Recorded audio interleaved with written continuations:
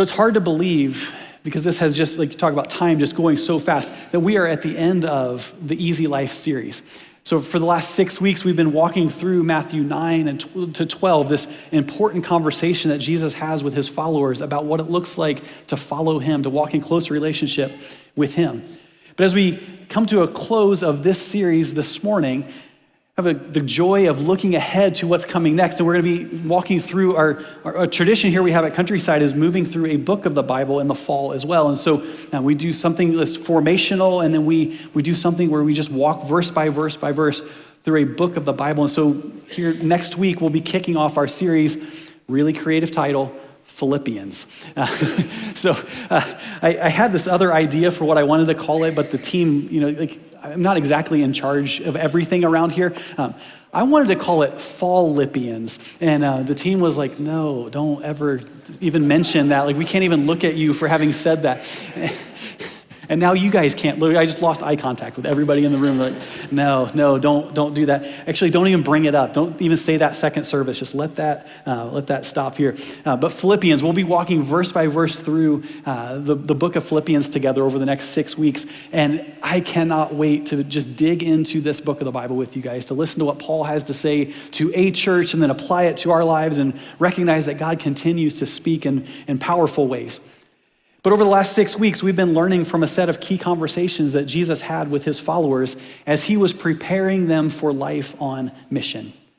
And we started this series with a statement from Jesus that has given shape and foundation to this whole conversation.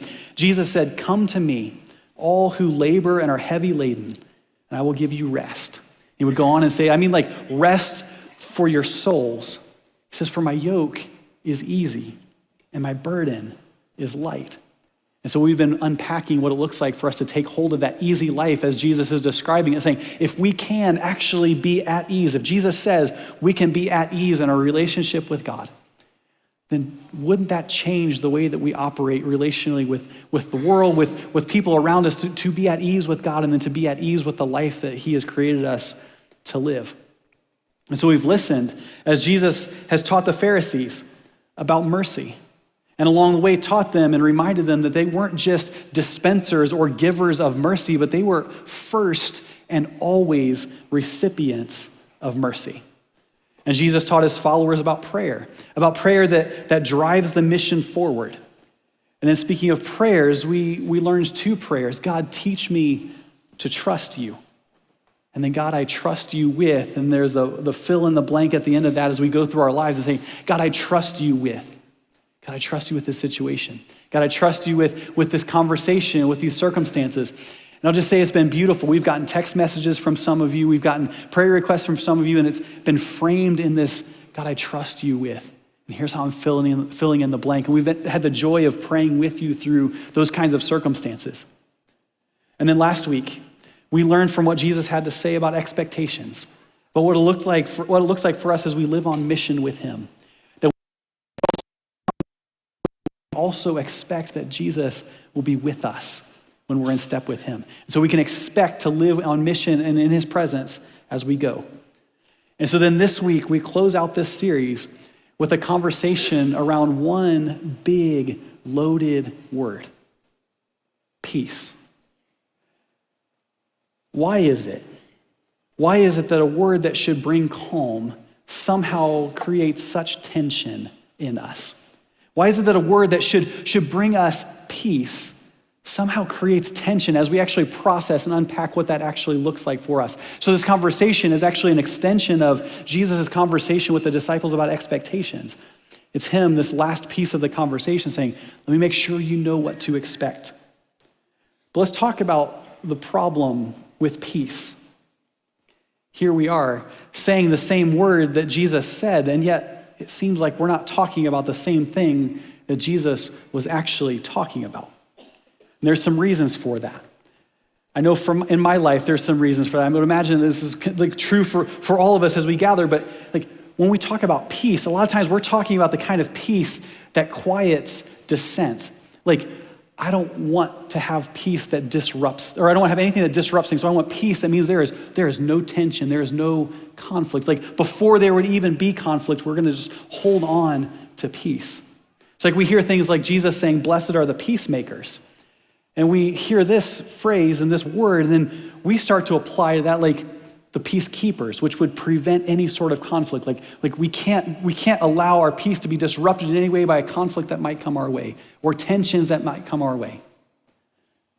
Or maybe we start like we're actually preventing the kind of conflict that leads to real peace on the other side of tension and conflict. Peace that means we got our way. Or what about peacemongers? People who like wage peace. Like, how dare you disrupt the peace? Like, we're not just keeping peace, we are like waging peace. I've been in conversations with people, maybe some of you have been in similar kinds of conversations, where someone is like, they're just out of line. And as I'm in conversation with them, they're like, "You're disrupting the peace." I'm like, "But you have decided to not be a peaceful person." And it's like, "Well, you're creating conflict for me." Right. I need to. It's important that we have this conflict. And it's like we can't get through the tension and the conflict because they're like saying, "Well, if there's anything that doesn't look like peace, we can't go any further. How dare you?" We want the kind of peace that just fits cleanly into our lives, that lets us keep things just the way we like them to be, that doesn't require anything of us, no tension, no need for change. But I also know this, that for some of us, our problem with peace, what makes peace such a difficult word for us, goes deeper than some of these things. That it's been such a long time since we've felt peace that we're not sure we even believe it anymore. Like, how could there be such thing as peace when my life has looked like what my life has looked like? When there have been the kinds of things that have been done to me that have been done to me, when the relationships that I'm navigating, when the circumstances that I'm navigating have looked like they are, how could there even be such thing as peace? It's been so long since I've experienced anything that even resembles peace. And so this morning, it would make sense for us to start with peace in the same place that we started with trust. That's with prayer. Saying, "God, could we have a conversation? We listen to your word, but God, I need to talk to you in prayer about peace."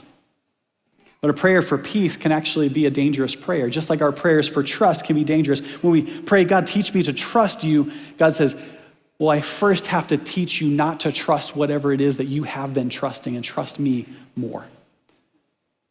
And there's that reordering of our lives that's painful and scary and creates all sorts of tension for us. And so we pray for peace. And in the same sorts of ways, there's tensions that are created. Like we're praying for peace. "God, would you give me peace?" But it could be that we are asking God for something that he actually can't give us, because what we're asking for is, "God, without me reordering my life in any way, without me changing what's at the center of my life, would you give me peace? Would you add peace to the life that I've already created for myself without making any adjustment to what's at the center?" And God cannot answer that prayer if we've not allowed him to be at the center of our lives.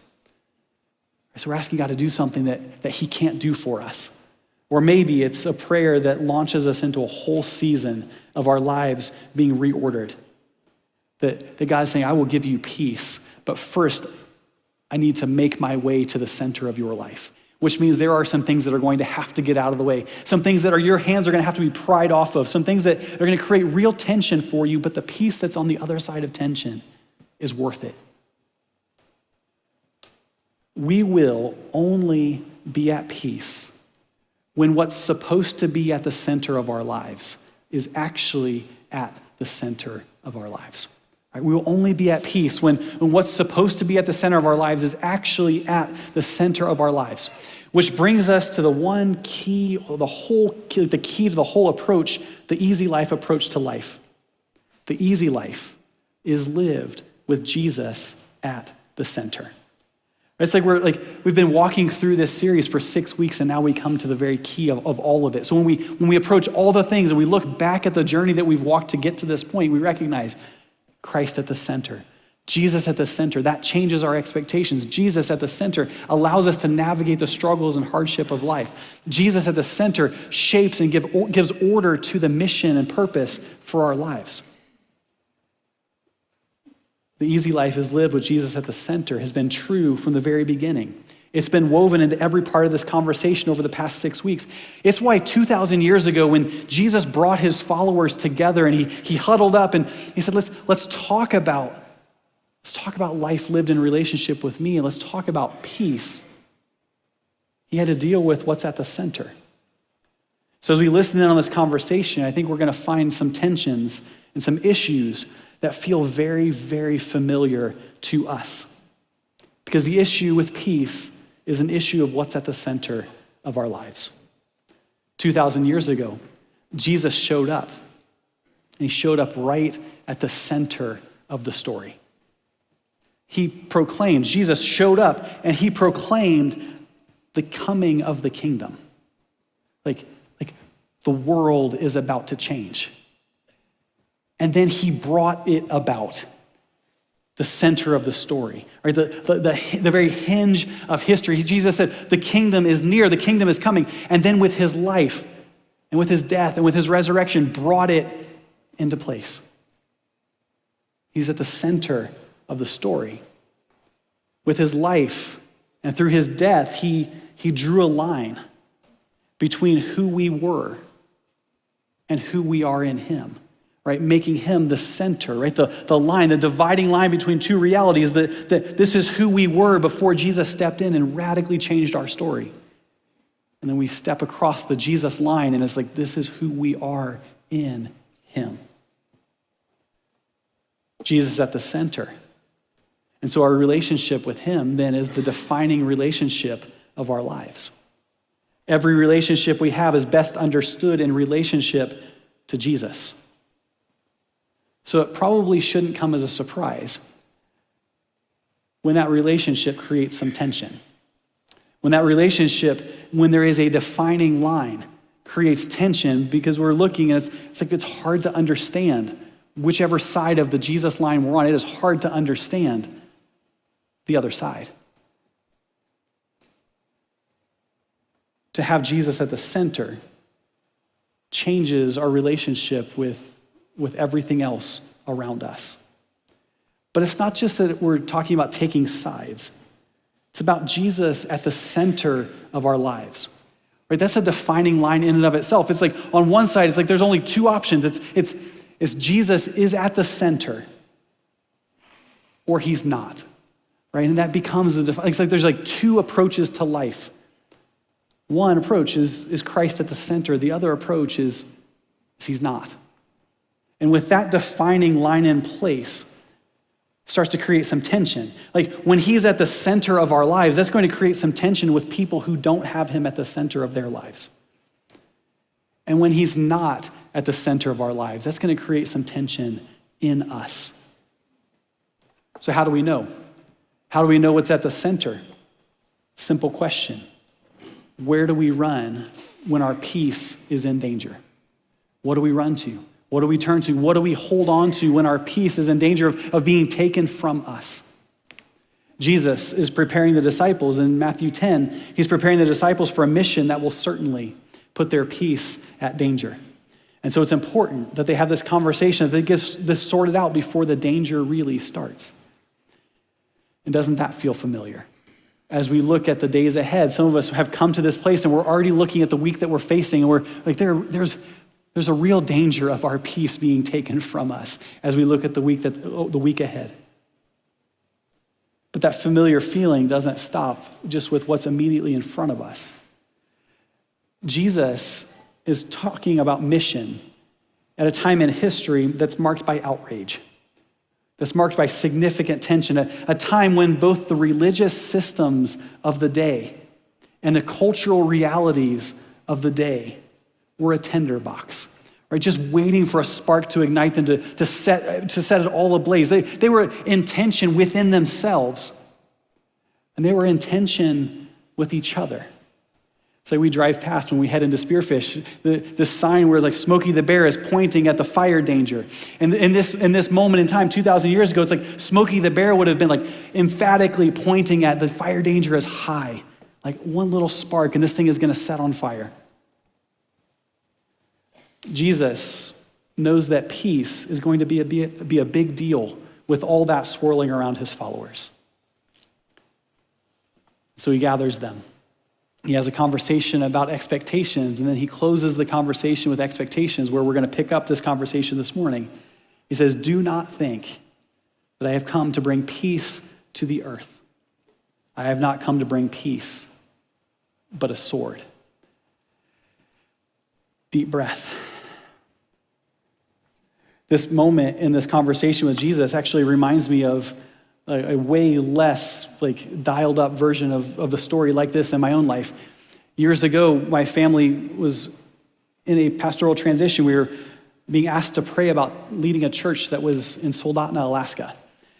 And so we had been praying over this, and I called our district superintendent, my supervisor in ministry, and I said, I think we're leaning towards a yes on this. We've been praying about it for quite a while up to this point. It's like a lot of things that were going to change in our lives. And so I called him, I said, I think we're a yes. And Wes takes a breath, and he says, "Okay, let me talk you out of it." Okay? This was your idea. Why are you going to talk me out of it? He said, "Because here's the thing. There will be days where the sun does not rise when you live in Alaska. There will be days when it is bitter cold. There will be days when the snow is shoulder deep and it's is never going to end, and it's been winter for 9 months straight, and you're I just need to see the sun."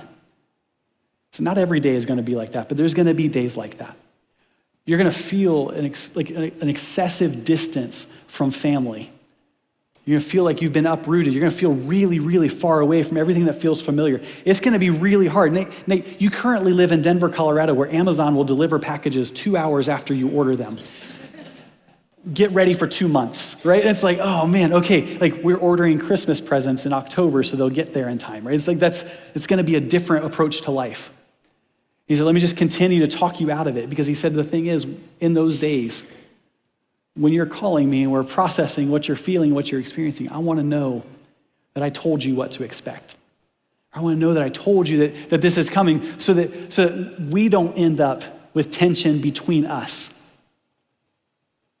Just want to make sure you know. This conversation that Jesus is having with his followers is an awful lot like that. Amped up in all the ways, but it's that kind of conversation. Jesus says, "I don't want there to be a fence between you and me when you experience hardship because you think I didn't tell you what to expect. So I want to make sure you know just how difficult it could be." But he says, "Don't think that I came to bring peace." So not peace. Which is interesting for me to trace the conversation that Jesus has been having with his followers, because he's actually been talking about bringing peace into the towns that they would go into on their missionary journey, about holding on to their peace, about speaking peace over households that are places of peace, about not leaving the disciples without peace as they went on mission. And then now he says, "But don't think I came to bring peace to the earth." Jesus talking about the earth, talking about the world that his followers are being sent out into. Just like Jesus can't give us peace on our terms without him at the center, Jesus can't give the world peace on the world's terms either without him at the center. But he does offer peace. Peace on the other side of the sword. Peace on the other side of that dividing line, that tension that we have to walk through. This sword that Jesus uses to draw a line between life with Jesus at the center and life without Jesus at the center, with something else at the center. And so with that sword and with this statement that he makes, he places this choice in front of his followers. You can have peace with Jesus at the center of our lives, or you can be at peace with the world around you that doesn't have him at the center, but you can't have both. Or you can have peace with Jesus at the center of your life, or you can have peace with people who don't have Jesus at the center of your life. But the choice about where Jesus is at, and Jesus at the center, is going to create some tension either way. So it's a choice. And with that sword that Jesus is talking about, he cuts a cut that cuts deep, because he's not just talking about the earth or the world around us. It's not just this faceless mass of people, it's people. And it's people the disciples know, and people the disciples care about, that they're going to find themselves at odds with. And it's a painful, painful conversation that he's having with them. It's people, and that can hurt them. He says, "For I have come to set a man against his father, and a daughter against her mother, and a daughter-in-law against her mother-in-law, And a person's enemies will be those of his own household. You can imagine the disciples in this moment. Jesus has been rallying them for this mission. It's like this moment, the disciples are like, wow, Jesus, that's a great pep talk. When can we start? Right? Let's just get after this. This sounds exactly like the kind of situation and kind of circumstance we want to give our lives to. But Jesus at the center changes our values for the people that Jesus was talking to, for the people who Matthew was writing this letter to encourage them along the way. Household was literally everything. It was their ongoing livelihood. It was the way that their family would be sustained across generations. And so there's nothing simple about the journey that they're being called to. Well, there's been a promise of peace. There's not been a promise of only peace. Jesus says there is going to be tensions that come your way. So Jesus at the center changes our values, and Jesus at the center changes our relationships. Like, we should expect to be rejected. That maybe we need to do some rejection ourselves as we put Jesus in the proper place in our lives. We're gonna have to reject some things that are trying to take a central place in our lives. And then one more really hard word, especially in the context of the kinds of relationships that Jesus is talking about. He says enemies. But he's talking about family. It's a hard word. This is an unsettling enemies list. It's a hard one for me to read. It's one that, as I have read and spent time in this passage, it's heavy for me. I'm preparing this message as we were preparing for our kids to come home for fall break, and I'm thinking, I love my kids. I'm at peace when my kids are with me, right? It's like it creates tension for me when my kids aren't around. Jesus is talking about family, and he's talking about enemies, and it's a hard one. It's a hard one for me to read, and it's a hard one for me to read over you all. But here's the thing that gives me peace with this list, is that Jesus repeatedly has specific instructions for how we're supposed to deal with our enemies. He says we love them. We love our enemies. Actually, this is one of the two groups that Jesus talks about consistently about loving: our enemies and our neighbors. And so then we talk about these lines that are being drawn, and there's this beautiful and loving way to deal with enemies, that we help them see what we have found in Jesus. With Jesus at the center of our relationships, enemies can become family, and we can walk the most important journey of our lives with them together. But it feels like the more we read, the less peace we actually feel. Like, Jesus continues and he lays out some whoever's that give clarity about the choices that he's talking about, that, man, they are hard. They are hard whoever's to hear, but he's drawing a line. He's saying, so you're gonna fall on one side, and whoever, and he's setting up these categories. Whoever loves father or mother more than me is not worthy of me. And whoever loves son or daughter more than me is not worthy of me.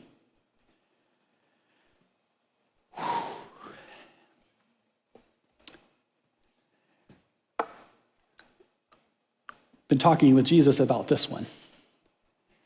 And I feel like maybe it's okay to say I love my kids like 99.99999999999% as much as I love Jesus, right? Like if I get close, like not more than, but as close to the line as I can get, because man, I love my kids. I love my family. He says, but whoever does not take up his cross and follow me is not worthy of me. Whoever finds his life will lose it. And whoever loses his life for my sake will find it. Jesus talks about our worthiness. He's talked about worthy before. Remember, he talked about if the house is worthy, let your peace remain on that house.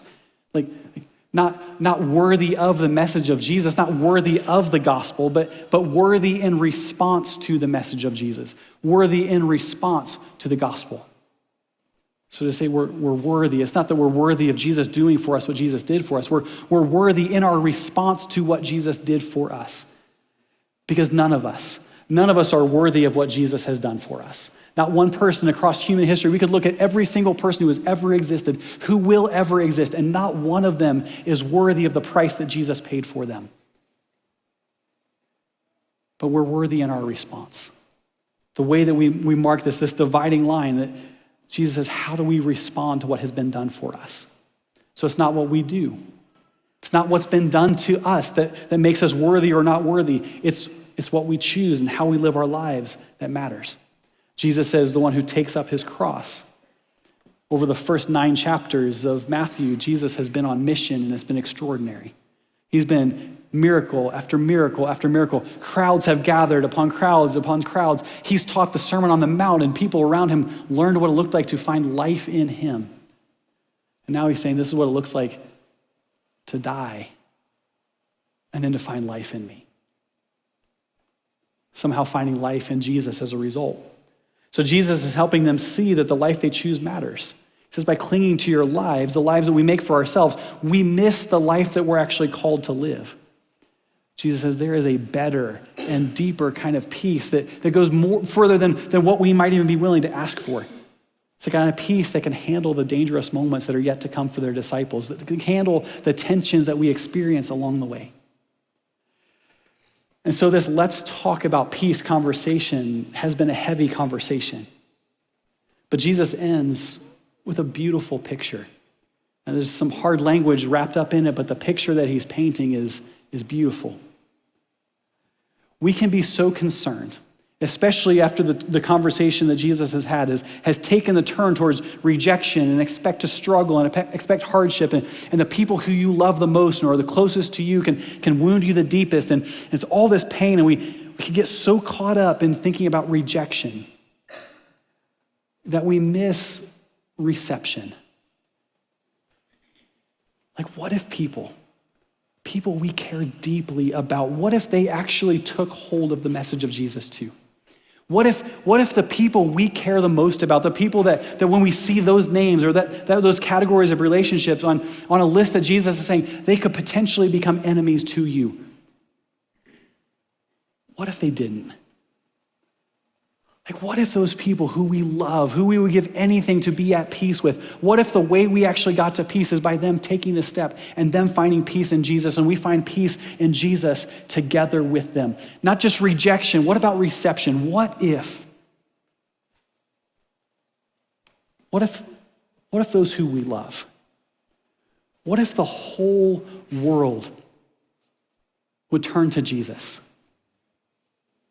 What would it look like if the people we care so much about would find life in Jesus? Wouldn't that be extraordinary? It'd be so worth the hard conversations that we'd have. Those conversations where we're like, I'm not sure where they're going to land when I start to talk about Jesus. Are they going to want to have anything to do with this conversation? What if they received him? Wouldn't that be worth a little bit of discomfort in a conversation? Wouldn't that be worth the possibility of rejection? Wouldn't that be worth the things that we have to walk through to say, I care about you so much. I'm willing to step into the tension, this thing that feels so painful. I've been trying to keep peace by not bringing up this conversation, but the reality is I want the kind of peace on the other side of the hard conversation that points you to Jesus. Wouldn't that make the tension that we feel when we point people to Jesus worth it in every way? There are 2 events that when I look back on these last few years that have deeply and profoundly impacted me as I look at our community. One was a moment a few years ago when I had the privilege of driving the vehicle in our 4th of July parade here in Spearfish. And I was driving the vehicle that was pulling the float with our kids who were like throwing candy out, and I'm driving, and we're like in the parking lot getting ready to start the parade, and then it's like we're in conversation, I'm like having fun with the kids, and then get in the driver's seat and we start to drive down like Main Street through Spearfish. And we're driving,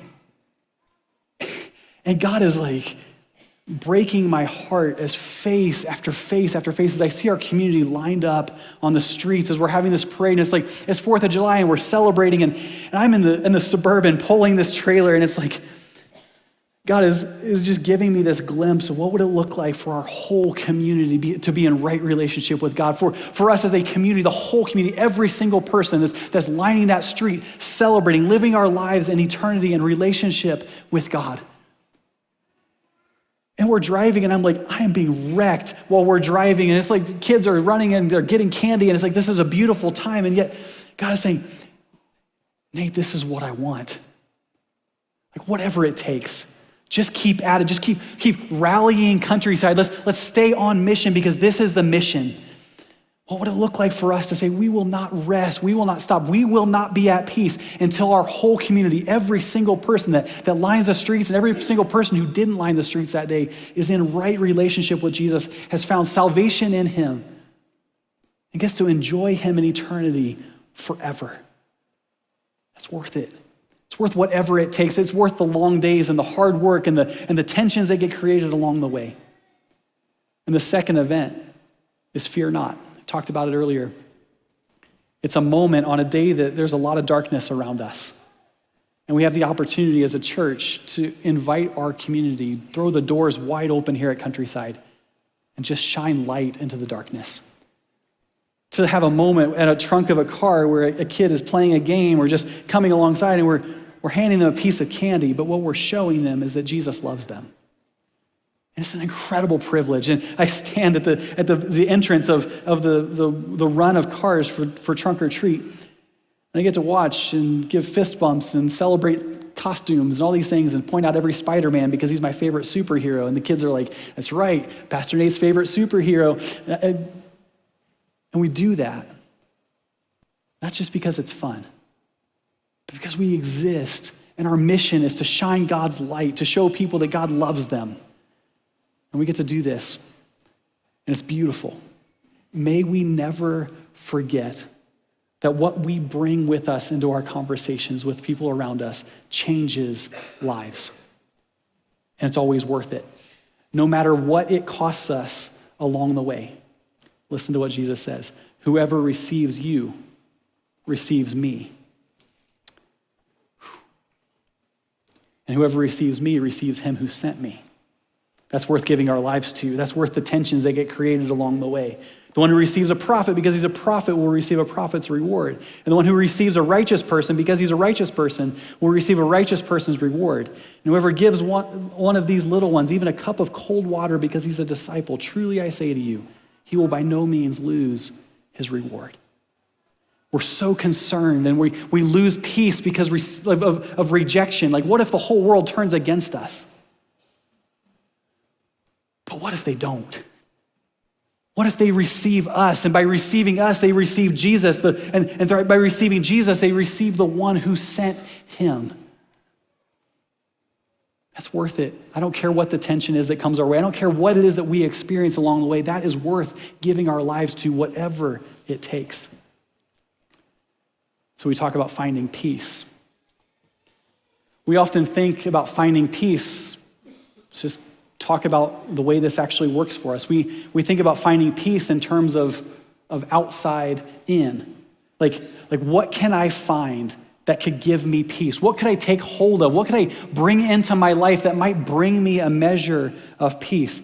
What do we hold on to that's going to help us hold on to peace? And we're thinking in terms of like, what is outside? What do I need to bring into my life that will give me peace? Jesus offers us a completely different approach. He says, what about peace that starts at the center? And it changes you.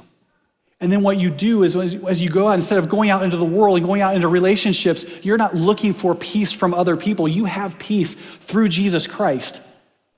And you carry that peace into the world around you. You carry that peace into relationships, and you're not looking for someone else to give you what you've already been given through Jesus. When we're not trying to drag peace into our lives, we can bring peace into the lives of those around us.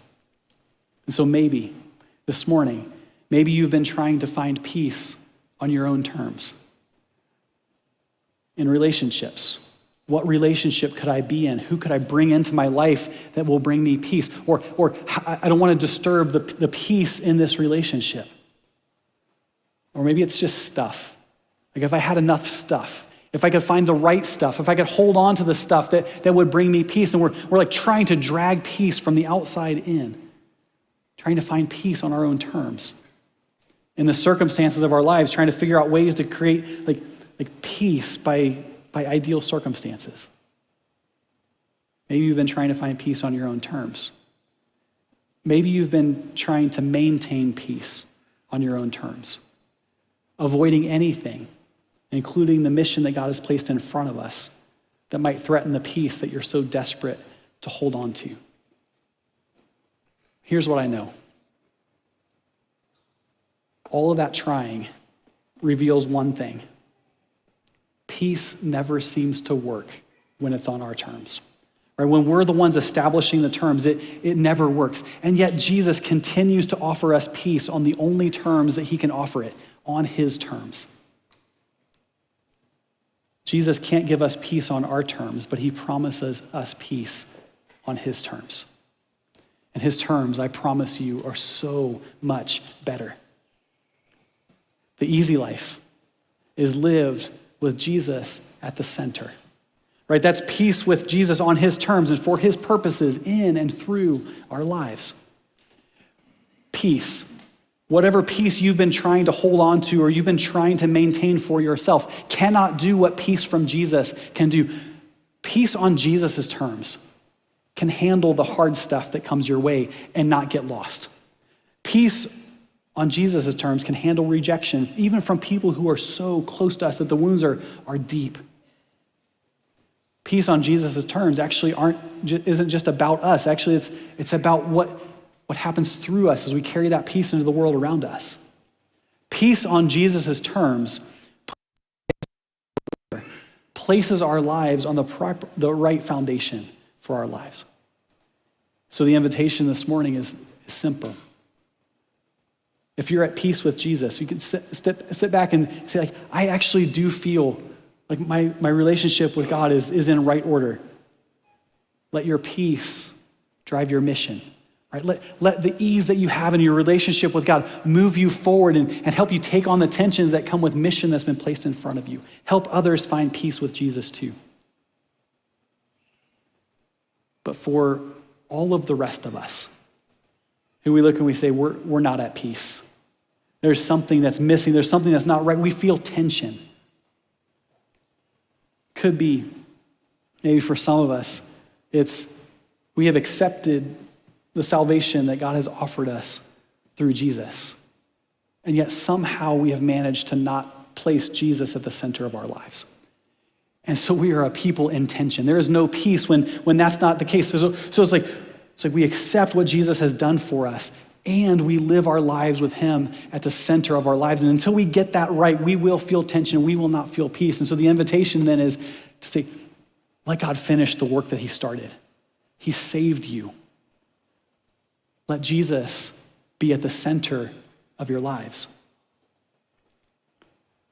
And then there are some of us who have gathered this morning who aren't at peace with God because they haven't settled the most important issue of their lives, of your life. And that's accepting the gift of salvation that Jesus died to make possible for you. That Jesus, as he was talking to the disciples, was preparing to lay down his life for the sake of the world, to make a way for people who would have fallen on the enemy list in all sorts of ways. So I'm going to lay down my life for them. My mission takes me to and through the cross to make a way. And we will never, right? Whatever terms we try to establish for peace for ourselves, we will never find peace until we have gotten in right relationship with God, until we've accepted what Jesus has done for us.